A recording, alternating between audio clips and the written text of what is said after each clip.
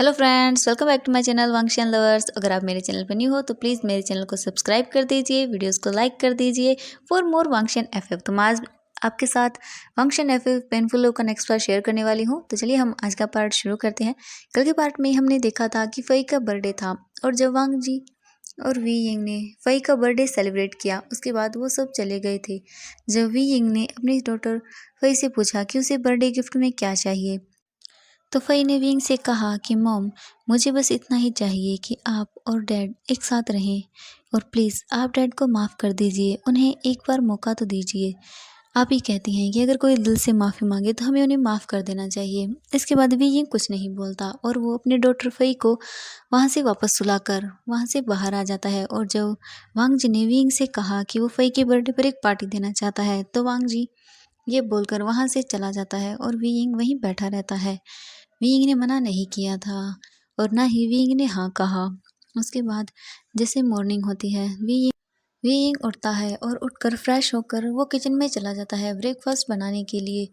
Wing जब अपना breakfast बना लेता है तब वो वापस अपने रूम में आता है। तब वो देखता है कि फई अभी भी सो रही थी। विंग फई को उठाता है और उसे फ्रेश करवा के वो बाहर ले आता है और वो बोलता है कि फई, तुम्हारे डैड को बोल दो कि ब्रेकफास्ट बन गया है तो वो कर ले। फई ऐसा बोलकर वांग जी के रूम की ओर जाने लगती है।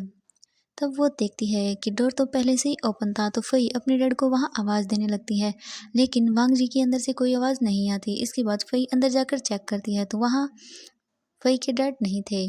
उसके बाद फई वापस आ जाती है और बोलती है कि मम्मा, डैड तो घर पे है ही नहीं। विंग सोचता है कि इतनी सुबह वांग जी कहाँ चला गया। उसके बाद वो फई को रेडी करता है और उसे अपने साथ ऑफिस ले आता है। जब वीइंग और फई अपने ऑफिस में पहुंच जाते हैं, वीइंग जैसे ही ऑफिस के अंदर जाता है तब वो देखता है कि वहां सब लोग इकट्ठा हो गए थे और उन सब ने फई को बर्थडे विश किया। उसके बाद वीइंग फई को लेकर अपने ऑफिस रूम में चला जाता है। जैसे ही वीइंग अपने ऑफिस में आता है तब वो देखता है कि वहाँ ऑलरेडी वांगजी बैठा हुआ था। जैसे ही फई वांगजी को देखती है तो वो भाग के उनके पास जाती है और उन्हें हक कर लेती है और बोलती है कि डैड, आप सुबह घर पे क्यों नहीं थे? तो वांग जी बोलता है कि फई, मुझे थोड़ा वर्क था। तो वांग जी बोलता है कि लेकिन फई, आज तुम ऑफिस में क्या कर रही हो?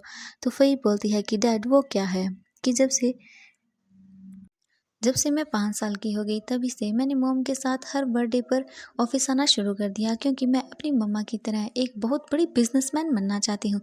इसलिए मैं अभी से प्रिपरेशन कर रही हूँ और हर बर्थडे पे मॉम के साथ बिताती हूँ और उनकी ऑफिस में उनके साथ उनकी काम में हेल्प भी करती हूँ। तो वांग जी बोलता है कि वो ये तो बहुत अच्छी बात है फई। तो फई बोलती है कि हाँ। इसके बाद वांग जी फई को अपने पास लेके आता है और बोलता है कि फई, आज तक तुमने सिर्फ अपनी मॉम के साथ ही अपना बर्थडे सेलिब्रेट किया है और अपना पूरा दिन उन्हीं के साथ स्पेंड किया है, लेकिन फई, क्या तुम इस बार अपने फादर के साथ अपना पूरा डे स्पेंड करोगी? तो फई खुश हो जाती है और बोलती है कि हाँ डैडी। उसके बाद फई अपनी मॉम की तरफ देखती है तो वियिंग अपना सिर को हाँ में हिला देता है, क्योंकि वियिंग जानता था कि फई अपने डैड को लेके बहुत खुश है अंदर से, भले ही वो इतना दिखा नहीं रही है और वो वियिंग के सामने कुछ नहीं बोलती, लेकिन फई बहुत खुश है। इसके बाद वांग जी फई के साथ वहीं ऑफिस रूम में खेलने लगता है। जब वियिंग उन दोनों को ऐसे खेलते हुए देखता है तब वो सोचता है कि आज से पहले उसने फई को इतना खुश कभी नहीं देखा। वो बहुत खुश थी, वो हंस रही थी, खेल रही थी। इतना ऐसा नहीं था कि फई पहले खुश नहीं थी, लेकिन आज जो उसके चेहरे पे खुशी थी वो बहुत ही डिफरेंट थी। और वीइंग अपने आप ही स्माइल करने लगता है उन दोनों को ऐसे देख के, और वो मन में सोचता है कि काश ये सपना सच हो पाता। तभी वीइंग सोचता है कि क्या मैं सच में वांग जी को माफ़ कर दूं। उसके बाद वीइंग अपने काम में लग जाता है और वो दोनों ऐसे ही खेलते रहते हैं। उसके बाद हमें दिखाया तभी वांग जी को किसी का कॉल आता है। वांग जी वो कॉल पिक करता है। उसके बाद वांग जी बोलता है कि फई, मुझे मीटिंग में जाना होगा। तो फई बोलती है लेकिन डैड, आपने तो कहा था कि आज पूरा दिन मैं आपके साथ स्पेंड करूंगी। तो वांग जी बोलता है कि हाँ लिटिल मेरी प्रिंसेस, मैं जानता हूँ, तो चलो हम ऑफिस के मीटिंग में चलते हैं। तो फई बोलती है कि सच में आप मुझे ऑफिस मीटिंग में लेके जाएंगे डैडी? तो वांग जी बोलता है कि हाँ माई लिटिल प्रिंसेस, चलो अब। उसके बाद वांग जी और फई एक दूसरे का हाथ पकड़ते हैं और ऑफिस रूम की ओर जाने लगते हैं। सब लोग उन्हें देख के हैरान हो जाते हैं क्योंकि फई आज से पहले इतनी खुश कभी नहीं थी और वो वांग जी का हाथ पकड़कर ऐसे चल रही थी मानो वो दोनों हमेशा से एक दूसरे को जानते हों। ऑफिस के लोग ये देख के तो हैरान हो गए थे कि फई इतनी जल्दी किसी से बात भी नहीं करती है और वो बहुत ही एरोगेंट सी है, ज़्यादा बातें नहीं करती हैं। और वीइंग वान दोनों को ऐसे जाते हुए देख रहा था और बहुत ही खुश था। उसके बाद वीइंग अपने काम में लग जाता है और वांग जी फई को लेके ऑफिस की मीटिंग में चला जाता है। जैसे ही वांग जी ऑफिस की मीटिंग में एंटर करता है तब वो देखता है कि सब लोग बहुत ही हैरान नज़रों से उन दोनों को ही देख रहे थे। सभी की नज़रें उस लिटिल सी लड़की पे थी क्योंकि वो लोग वांग जी के क्लाइंट्स थे तो वो फई को नहीं जानते थे। इसके बाद वांग जी फई को लेके अंदर आता है और उसे अपनी चेयर पे बैठा देता है। इसके बाद वांग जी अपनी मीटिंग को शुरू करता है। सभी के मन में ये सवाल था कि आखिर ये लड़की कौन है जो लैन वांग जी के साथ आई है और उसकी चेयर पर भी बैठी है और वांग जी उसकी इतनी केयर कर रहा है, लेकिन कोई भी वांग जी से कुछ नहीं पूछता क्योंकि वो जानते हैं कि वांग जी बहुत ही एरोगेंट है और अगर उसे गुस्सा आ गया तो वो न जाने क्या करेगा। यही सब सोचकर चुप रहते हैं। इसके बाद जब वो फई की ओर देखते हैं तो फई बहुत ही ध्यान से वांग जी की सारी बातें सुन रही थी और उन्हें नोट डाउन भी कर रही थी। जब मीटिंग एंड हो जाती है उसके बाद फई बोलती है कि डैड देखो, मैंने सारे नोट्स अच्छे से बना दिए हैं तो आप इन्हें चेक कर लीजिए। जब वांग जी वो सब देखता है तो वो शॉक हो जाता है क्योंकि फई ने बहुत ही अच्छे तरीके से सभी चीज़ों को नोट किया था। जब सब लोग ये देखते हैं तब वो बहुत ही हैरान हो जाते हैं और उसके बाद एक इंसान बोलता है कि मिस्टर लैन, ये कंपनी आपके साथ डील करने के लिए रेडी है। इसके बाद वो बोलते हैं कि वैसे आपकी डॉटर बहुत ही इंटेलिजेंट है, ये आगे जाके एक बहुत बड़ी बिजनेसमैन बनेगी। ऐसा बोलकर वो सब वहाँ से चले जाते हैं तो फई बोलती है कि डैड सच में मेरी चीज़ इतनी अच्छी है। तो वांग जी बोलता है कि हाँ, तुम्हारी सब चीज़ें बहुत ही अच्छी है, तुमने बहुत ही अच्छे से नोट किया है। तो वांग जी बोलता है कि फ़ई तुमने ये सब कहाँ से सीखा है?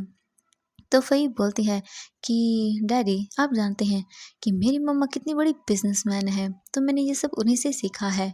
और मैं अब तो ये भी जान गई हूँ कि मेरे डैड भी एक नंबर वन बिजनेसमैन है, तो मैं भी आप दोनों की तरह एक बहुत बड़ी बिजनेसमैन बनने वाली हूँ। तो वांग जी बोलता है कि हाँ मेरी लिटिल प्रिंसेस, तुम सच में बहुत क्यूट हो। इसके बाद वांग जी फ़ई को गोद में उठाता है और वहाँ से चला जाता है। जब फ़ई और वांग जी दोनों ही वापस वी यिंग के केबिन में चले जाते हैं तब वी यिंग देखता है कि फ़ई तो बहुत खुश है और वो वी यिंग के पास आके बोलती है कि मम्मा आपको पता है कि मैंने आज इतनी सारी चीज़ें नोट की और डैडी ने मुझे बहुत सारी चीज़ें सिखाई। तो वी यिंग फ़ई को ऐसे देख के बहुत ही खुश हो जाता है। उसके बाद वांग जी वी यिंग के पास आता है और बोलता है कि वी यिंग, मैं फ़ई को अपने साथ बाहर ले जाना चाहता हूँ। तो वांग जी ऐसा बोलकर वी यिंग की ओर देखने लगता है। तो वी यिंग बोलता है कि वांग जी तुम फ़ई को कहाँ ले जाना चाहते हो? तो वांग जी बोलता है कि वी यिंग तुम चिंता मत करो, मैं उसे अपने साथ कहीं दूर लेके नहीं जा रहा हूँ। हम शाम तक वापस आ जाएंगे। बस मैं अपनी डॉटर के साथ काफ़ी अच्छा टाइम स्पेंड करना चाहता हूँ और मैं उसके लिए एक बहुत ही अच्छा सरप्राइज़ प्लान कर रहा हूँ। इसके बाद फ़ई बहुत खुश हो जाती हैं और बोलती हैं कि रियली डैड? तो वांग जी बोलता है कि हाँ माय लिटिल प्रिंसेस। तो वी यिंग बोलता है कि ठीक है, लेकिन जल्दी ही वापस आ जाना। तो वी यिंग ऐसा बोलकर अपने काम को फिर से करने लगता है और वांग जी और फ़ई को वहाँ से जाते हुए देखता है और स्माइल करने लगता है। जैसे ही फ़ई और वांग जी वीइंग की केबिन से बाहर निकलते हैं तभी उन्हें शू यांग मिल जाता है। शू यांग को देखकर फ़ई बहुत खुश हो जाती हैं और वो उन्हें जाके हग कर लेती है और बोलती है कि अंकल, आप तो हमेशा से मेरे बर्थडे के दिन हमेशा मेरे साथ रहते हैं जैसे मम्मा रहती है, लेकिन अब आप पता नहीं कहाँ चले गए हैं और आप रात को भी वहाँ से चले गए थे, आप तो कभी ऐसा नहीं करते हैं। तो शू यांग बोलता है कि ओहो हो, तुम कितना बोलती हो, अब चुप भी करो ठीक है। आज तुम्हारा बर्थडे है तो इसका मतलब ये नहीं है कि तुम इतनी सारी बातें करोगी, ठीक है। अब मैं तुम्हारे लिए एक लिटिल सा गिफ्ट लेने गया था। तो वही बहुत खुश हो जाती हैं और बोलती हैं कि सच में? तो शू यांग बोलता है कि हाँ। उसके बाद बोलती है कि मेरा गिफ्ट कहाँ है? तो शू यांग बोलता है कि नहीं, वो तुम्हें अभी नहीं मिलेगा, वो तो मैं तुम्हें रात को दूंगा। तो फ़ई बोलती है कि नहीं, ये तो गलत बात है। तो शू यांग बोलता है कि फ़ई तुम वेट थोड़ा सा तो कर सकती हो। तो फ़ई बोलती है कि हाँ, वैसे भी आपको पता है मैं ना आज डैडी के साथ बाहर घूमने जा रही हूँ। जब शू यांग ये सुनता है तो वो बहुत ही खुश होता है और बोलता है कि हाँ, तो ये बहुत अच्छी बात है। तुम वांग जी के साथ घूमने जाओ। उसके बाद वांग जी और फई वहाँ से चले जाते हैं और वी यिंग उन्हें वहीं गेट पे खड़ा होके देखने लगता है। जब शो यांग वांग जी की ओर देखता है तो वो बोलता है कि इसका ख्याल रखना। तो वांग जी बोलता है कि हाँ मुझे पता है। इसके बाद वी यिंग अंदर आता है और अपनी चेयर पे बैठ जाता है। तब शू यांग वी यिंग के पास जाता है और बोलता है कि तो क्या तुमने सोचा है कि तुम क्या करोगे? तो वी यिंग कुछ नहीं बोलता। तभी वी यिंग अपनी चेयर से खड़ा होता है और शू यांग के पास जाता है और उसका हाथ पकड़ के उसे हग कर लेता है और बोलता है कि तुम ठीक हो? तो शू यांग बोलता है कि हाँ मुझे क्या हुआ, मैं तो ठीक हूँ बिल्कुल। तो वी यिंग बोलता है कि मैं जानता हूँ तुम्हें, तुम रोए थे। तो शू यांग बोलता है कि नहीं मैं क्यों रोऊंगा तुम्हें, अच्छी बात है। तुम जल्दी से एक काम करो, वो अपने हस्बैंड से शादी करो, यहाँ से चले जाओ। हाँ मुझे बकवास भी नहीं सुननी पड़ेगी तुम्हारी। नहीं मुझे तुम्हारी बकवास सुननी पड़ेगी, नहीं कुछ मुझे ये बोलेगा तुम ये करो वो करो। मेरी सारी परेशानियाँ खत्म, मैं बहुत खुश होऊंगा। तुम यहाँ से जाओ जल्दी से। और उसे हाँ भी बोल दो अपने हस्बैंड को, जाओ निकलो यहाँ से। जब शुयांग ये बोलता है तो उसकी आंखों से आंसू आने लगते हैं। इसके बाद वी यिंग शुयांग को और भी टाइटली हग कर लेता है और बोलता है कि आई लव यू शुयांग। तो शुयांग बोलता है कि I love you too Wei Ying, मैं जानता हूँ तुम्हें। उसके बाद वी यिंग बोलता है कि अगर मैं ऐसा करूँगा तो तुम्हारा क्या होगा? मैं जानता हूँ कि तुम फई से बहुत प्यार करते हो और मुझसे भी। अगर हम दोनों यहाँ से चले जाएंगे तो तुम्हारा क्या होगा? तो शुयांग बोलता है रोते हुए कि मैं ठीक हूँ, तुम्हें मेरी चिंता करने की ज़रूरत नहीं है। मैं ठीक हूँ, ठीक है। अगर तुम जाओगे तो मेरे लिए अच्छा है, ये पूरी कंपनी मेरी हो जाएगी। उसके बाद मैं आराम से इस कंपनी में जैसे जाऊँ वैसे काम करूँगा, कोई मुझे डांटेगा भी नहीं। और ये बोलकर वो और भी ज़ोर से रोने लगता है। इसके बाद वी यिंग शुयांग को हग करता है और बोलता है कि प्लीज़ ऐसा मत करो। तो वो बोलता है कि वी यिंग मैं बहुत खुश हूँ तुम्हारे लिए कि तुम और फई इतनी अच्छी हैप्पी लाइफ जियोगे। मैं जानता था वी यिंग तुम यहाँ थे तब भी खुश थे, लेकिन तुम में वो बात नहीं थी जो अब है। तुम अब दिल से स्माइल करते हो, दिल से खुश रहते हो। मैं बस यही चाहता हूँ कि तुम खुश रहो। ऐसा बोलकर शुयांग अपनी आंखों से आंसू वो साफ करता है और वी यिंग भी शुयांग की ऐसी बातें सुन के वो भी रोने लगा था। उसके बाद शुयांग वी यिंग की जो आंसू आ रहे थे उन्हें साफ करता है और उसे हक करके बोलता है कि वी यिंग चिंता मत करो, मैं ठीक हूँ और सब ठीक ही होगा। इसके बाद वो दोनों अपने काम को करने लगते हैं। तभी शुयांग को किसी का कॉल आता है और शुयांग कॉल पे बोलता है कि तुमने मुझे कॉल क्यों किया और तुम्हें मुझे नंबर कहाँ से मिला? तो जब वो थोड़ी देर बाद उनसे बातें करने लगता है तो वी यिंग बोलता है कि क्या हुआ, कौन है? तो शुयांग बोलता है कि नहीं कोई नहीं है। उसके बाद शुयांग कॉल पे बात करके और फ़ोन को काट देता है और वहाँ से जाने लगता है। तो वी यिंग बोलता है कि क्या हुआ शुयांग? तो शुयांग बोलता है अब क्या करूँ वी यिंग? तुम तो मुझे छोड़ के जा रहे हो, अब मुझे कोई ना कोई अपने लिए चाहिए। तो मैं बस अपनी गर्लफ्रेंड को पटाने के लिए जा रहा हूँ। जब वी यिंग ये सुनता है तो बोलता है कि बकवास। तो शुयांग बोलता है कि हाँ अब क्या करूँ, तुम्हारी याद में तो मैं बैठा नहीं रह सकता ना। अब क्या करूँ, मुझे तो अपने लिए कोई नई ढूंढनी पड़ेगी। तुम तो छा रहे हो मुझे छोड़ के। ऐसा बोलकर शुयांग स्माइल करता है और वहाँ से चला जाता है। इसके बाद काफ़ी लेट हो गया था। बीइंग अपना फ़ोन चेक करता है और देखता है कि वांग जी अभी भी वही को लेके नहीं आया था। रात के 7 बज चुके थे। इसके बाद बीइंग जो है वो वांग जी को कॉल लगाता है, लेकिन वांग जी का कॉल नहीं मिलता। इसके बाद बीइंग थोड़ा-सा टेंशन में आने लगता है और फिर से वो वांग जी को कॉल करता है, लेकिन वांग जी फिर से कॉल नहीं उठाता। उसके बाद बीइंग जो है वो शुयांग को कॉल करता है, तो शुयांग भी उसका कॉल नहीं पिक करता। उसके बाद वी यिंग जो है वो वहाँ से खड़ा होके वहाँ से जाने लगता है। तभी वी यिंग का फ़ोन रिंग करता है। वी यिंग कॉल को पिक करता है। तभी फई बोलती है कि मम्मा, डैड। तो वी यिंग बोलता है कि क्या हुआ फई? तो फई रोने लगती हैं और बोलती है कि मम्मा प्लीज़ आप जल्दी से यहाँ आ जाइए, पता नहीं डैड को क्या हो गया है। वही बोलती है कि मम्मा प्लीज़ आप जल्दी यहाँ आ जाइए, मुझे बहुत डर लग रहा है, यहाँ कोई है भी नहीं, प्लीज़ आप जल्दी आ जाइए। तो वी यिंग बोलता है कि हाँ मैं अभी आ रहा हूँ फ़ई, तुम चिंता मत करो प्लीज़। इसके बाद वी यिंग अपने ऑफिस से बाहर आता है और ड्राइवर से बोलता है कि मुझे चाबी दो। ड्राइवर उन्हें चाबी दे देता है। तो वी यिंग अपनी गाड़ी को बहुत ही फुल स्पीड के अंदर उस होटल की ओर जाने लगता है। जब वी यिंग उस होटल की ओर जाता है, वो एक बहुत बड़ी होटल थी। इसके बाद वी यिंग कार से बाहर निकलता है और होटल के अंदर चला जाता है। जैसे ही विंग होटल के अंदर जाता है तब वो देखता है कि वहाँ तो कुछ भी नहीं दिख रहा था, वहाँ चारों तरफ अंधेरा था। इसके बाद विंग वहाँ से बोलने लगता है कि वांग जी, वही कहाँ हो तुम दोनों।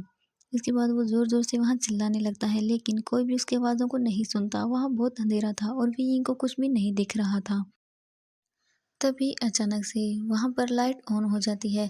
इतनी लाइट की वजह से वीइंग अपनी आइज़ को क्लोज कर लेता है और वीइंग धीरे धीरे अपनी आइज़ को ओपन करता है। तभी उसे दिखाई देता है कि वहाँ सब लोग थे। वीइंग की पूरी फैमिली थी, वांग जी की पूरी फैमिली खड़ी हुई थी और न जाने कितने ही लोग वहाँ आए हुए थे।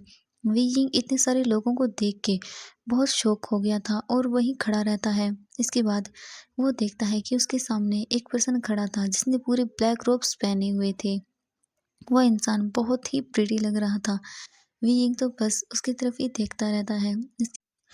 इसके बाद वीइंग देखता है कि वो इंसान वीइंग के पास आ रहा था। जैसे ही वो इंसान वीइंग के पास आ जाता है तब वो देखता है कि ये तो वांग जी है।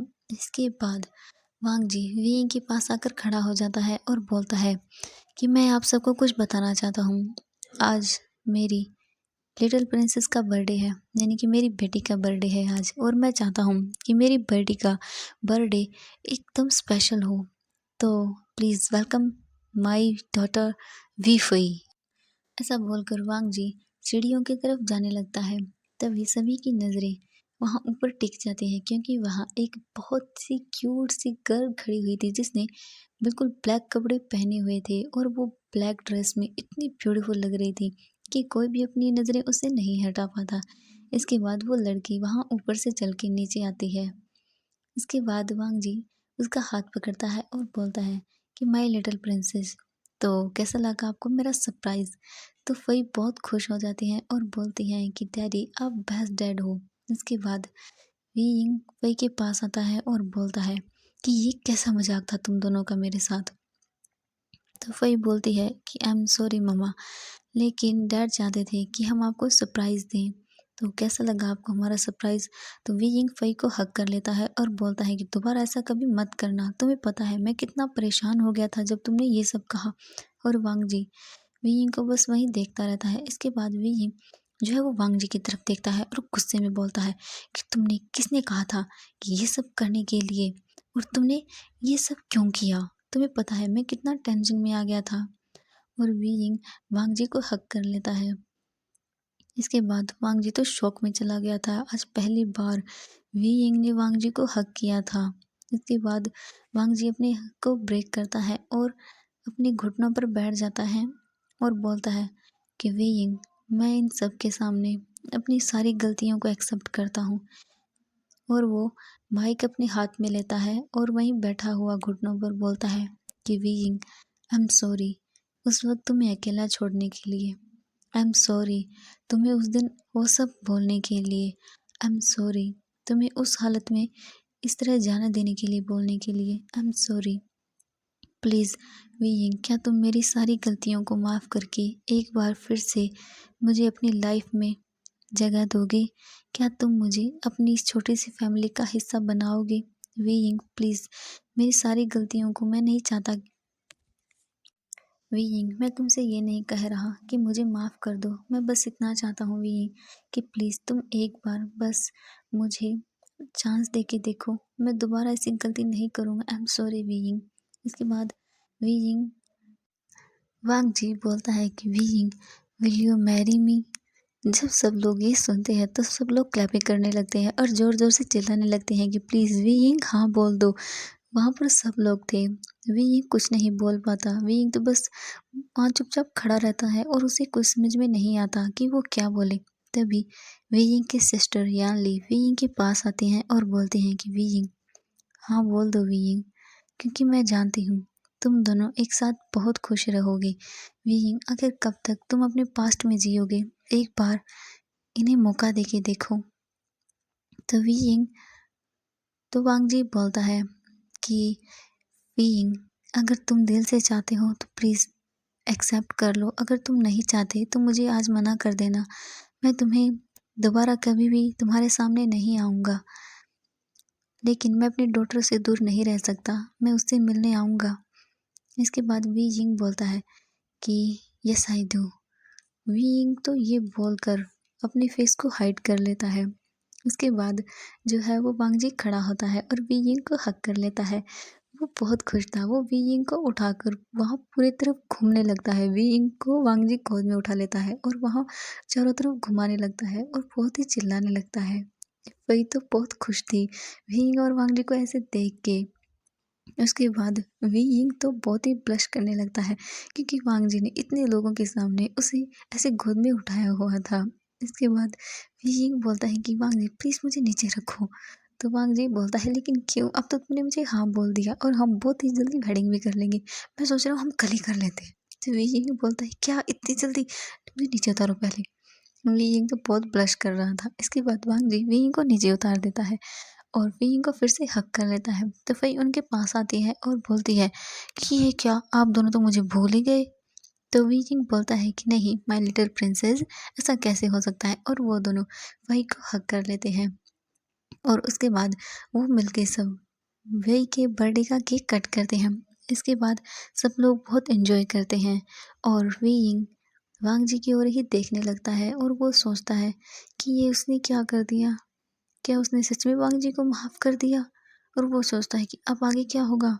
इसके बाद वांग जी वीइंग के पास आता है और बोलता है कि वीइंग, क्या तुम मेरे साथ डांस करोगी? तो वीइंग बोलता है कि नहीं मुझे डांस नहीं आता और वहाँ से जाने लगता है। तो वीइंग का वांग जी हाथ पकड़ता है और बोलता है कि वीइंग प्लीज़। तो जब वांग जी ऐसा बोलता है तो वी यिंग भी मना नहीं कर पाता और वांग जी वी यिंग को डांस फ्लोर पे ले आता है। और वी यिंग जब डांस फ्लोर पे आ जाता है तो वांग जी अपने हाथ को वी यिंग की कमर पे रखता है और उसे अपनी तरफ खींच लेता है। और वांग जी वी यिंग को बहुत ही टाइटली पकड़ लेता है और उसके कान के पास आके बोलता है कि वी यिंग, अब तो तुम मेरी ऑफिशियली वाइफ बनने वाले हो, तो अब तो मैं तुम्हें जी चाहे वैसे टच कर सकता हूँ, है ना? जब वी यिंग ये सुनता है तो उसके कान बिल्कुल रेड हो जाते हैं, बिल्कुल टमाटो की तरह। इसके बाद वांग जी बोलता है कि वी यिंग, अब तो मैं तुम्हें बिल्कुल भी नहीं छोड़ने वाला, और मैंने तुमसे कहा था कि अगर तुम इतने क्यूट बनोगे तो मैं तो तुम्हें पूरा खाने वाला हूँ। वैसे आज का मेरा प्लान बहुत अच्छा है वी यिंग तुम्हें लेके। जब वी यिंग ये सुनता है तो वो बोलता है कि प्लान, कौन सा प्लान, छोड़ो मुझे। इसके बाद वांग जी जो है वो वी को और भी टाइटली होल्ड कर लेता है अपने आर्म्स के अंदर और उसे और भी ज़्यादा टच करने लगता है, जिससे वी को बहुत अजीब फील होने लगता है। उसके बाद फ़ई उनके पास आ जाती है। जब वी यिंग देखता है कि फ़ई आ गई तो वो बोलती है कि छोड़ो मुझे। तो वी ऐसा बोलकर वांग जी की ओर देखने लगता है तो बोलता है लेकिन क्यों? तो वी यिंग बोलता है कि नीचे देखो। जब वांग जी देखता है कि फ़ई वहाँ पर खड़ी हुई थी तो वो बोलता है कि ओह तुम हो फ़ई। तो फ़ई बोलती है कि हाँ डैडी, आपको मम्मा क्या मिल गई, आप तो अपने डॉटर को बिल्कुल ही भूल गए। तो वांग जी बोलता है कि ओह हो मेरी लिटिल प्रिंसेस, तुमने ऐसा क्यों बोल रही हो, भला मैं तुम्हें कैसे भूल सकता हूँ। तो फ़ई बोलती है तो आप मेरे साथ डांस क्यों नहीं कर रहे। तो वांग जी बोलता है कि ओहो चलो मैं तुम्हारे साथ डांस करता हूँ, ठीक है। और वी यिंग तो वहाँ से भागने लगता है। तो वांग जी वी यिंग को देख के स्माइल करता है और मन में सोचता है कि वी यिंग, आज रात तुम मुझसे नहीं बच सकते। ऐसा ऐसा बोलकर वांग जी तो बहुत ही ज़्यादा स्माइल करने लगता है और मन ही मन में सोच सोच के बहुत खुश हो जाता है। इसके बाद वांग जी और फ़ई डांस करते हैं और काफ़ी लेट हो गया था। इसके बाद वो पार्टी को ओवर कर देते हैं। इसके बाद वांग जी और वी यिंग और फ़ई तीनों ही अपने घर आ जाते हैं। जैसे ही वांग जी वी यिंग की ओर जाने लगता है तो वांग जी बोलता है कि फ़ई तुम काफ़ी थक गई होगी तो चलो हम सोने चलते हैं। तो वांग जी बोलता है कि अरे इतनी जल्दी कैसे। तो वी यिंग बोलता है कि नहीं काफ़ी लेट हो गया है। तो वांग जी बोलता है कि फ़ई क्या तुम आज मेरे साथ नहीं सो सकती। तो फ़ई बोलती है कि हाँ ये ठीक है। तो वी यिंग बोलता है कि नहीं फ़ई मेरे साथ सोएगी चलो। तो वांग जी बोलता है कि नहीं वो मेरे साथ सोएगी। तो फ़ई बोलती है कि ठीक है मैं आप दोनों के साथ सोऊंगी, डैडी आप चलिए आप हमारे रूम में सो जाइए। जब वांग जी ये सुनता है तो वो तो बहुत ही खुश हो जाता है और मन में सोचता है कि वी यिंग अब तुम मुझसे नहीं बच सकते। इसके बाद वांग जी और फ़ई दोनों ही वी यिंग के रूम में आ जाते हैं। इसके बाद वांग जी और फई दोनों ही बेड पे लेट जाते हैं और वियिंग वहीं डोर पे खड़ा रहता है। तो वो देखता है कि वांग जी तो बहुत ही इंटेंसली उसे देख रहा था। ऐसे वांग जी को देखकर बीजिंग तो वहीं पानी पानी हो गया था। इसके बाद वो बोलता है कि मुझे कुछ वर्क है। वांग जी बोलता है कि ठीक है। इसके बाद वांग जी और फई दोनों सो जाते हैं। 1 घंटे बाद वांग जी अपनी आइज को ओपन करता है तो वो देखता है कि वी यिंग उसके पास नहीं था। तो वो कुछ सोचता है और अपने बेड पे बैठ जाता है और बोलता है कि वी यिंग, आखिर तुम कब तक मुझसे बचोगे। इसके बाद वांग जी खड़ा होता है और बाहर आता है उस रूम से। तो देखता है कि हॉल में भी कोई नहीं था। इसके बाद वांग जी अपने रूम की ओर जाने लगता है तब वो देखता है कि उस रूम की लाइट अभी भी। जब वांग जी उस रूम के डोर को ओपन करता है तो वो देखता है कि वी यिंग वहाँ बैठा हुआ था और बहुत ही डर रहा था। उसके बाद वांग जी वी यिंग के पास जाता है और बोलता है कि वी यिंग, तुम यहाँ क्या कर रहे हो। जब वांग जी की आवाज़ वी यिंग सुनता है तो वो डर जाता है और खुद को ब्लैंकेट के अंदर और भी ज़्यादा कवर कर लेता है। जब वांग जी ये देखता है तो वो बहुत ही स्माइल करने लगता है और बोलता है कि ओहो वी यिंग, तुम इतना क्यों डर रहे हो। तुम तो ऐसे बिहेव कर रहे हो जैसे मैं तुम्हें पूरा ही खा जाने वाला हूँ। ऐसे बिहेव मत करो। इसके बाद वांग जी वी यिंग को अपनी गोद में कैरी कर लेता है और वहाँ से उसे लेके जाने लगता है। तो वी यिंग बोलता है कि नहीं छोड़ो, मुझे नीचे उतारो। तो वांग जी बोलता है कि नहीं वी यिंग, मैंने तुमसे कहा था कि अगर तुम इतनी क्यूट हरकतें करोगे तो मैं तुम्हें कैसे जाने दे सकता हूँ। उसके बाद वी यिंग बोलता है कि प्लीज़ मुझे नीचे उतारो। तो वांग जी उसे नीचे उतार देता है और उसके बाद वी यिंग को वांग जी उस वॉल पे पुश करता है। वांग जी विंग को बहुत ही रफली किस करने लगता है। उसके बाद जो है वो विंग खुद को छुड़ाने की कोशिश करता है लेकिन वांग जी तो नहीं मानता और वो विंग को और भी ज़्यादा इंटेंसली उसे किस करने लगता है। तो फ्रेंड्स आज के लिए बस इतना ही। मुझे लगा था मैं आज के पार्ट में फैन फिक्शन ख़त्म कर दूंगी लेकिन नहीं हो पाया। इसका एक और पार्ट बनेगा जो मैं कल शेयर कर दूंगी। तो फ्रेंड्स आज के लिए बस इतना ही। Bye bye and good night friends.